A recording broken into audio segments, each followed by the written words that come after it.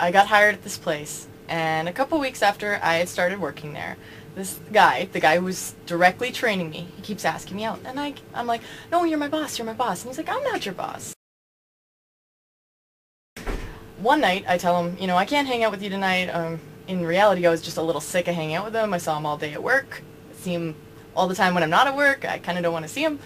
So I'm at home. I come out onto my front porch. I'm lighting a cigarette, and I'm like, what the hell? He's just driving around my cul-de-sac where you really couldn't get anywhere else.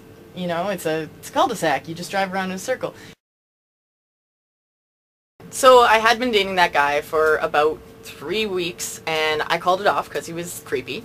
And there was a work function that a bunch of us went to, and I'm outside having a cigarette with another coworker, a male, and we're just chatting. We're talking normally. There's nothing romantic at all going on, and the ex-boyfriend, I guess you'd call him, comes rushing out of the building onto the balcony where we're standing, freaks out, chokes the dude that I'm talking with, who's like a coworker of both of us.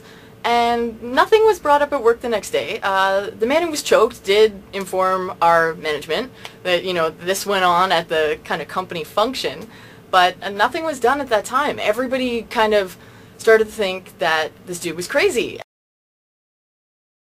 Later on, I found out that I was not the first girl. There had been interns, practicum students, anyone who was, I don't want to say vulnerable, because it's not like all interns and practicum students, but anyone who came in and was low on the totem pole, and it looked like he could, you know, just go in there and make himself be this friendly guy, and yeah, it had happened over and over again with a couple other girls. So, and he had never been reprimanded. He never was reprimanded until about, it was almost a year after we had actually dated that management finally was like, dude, you need to get over this and move on.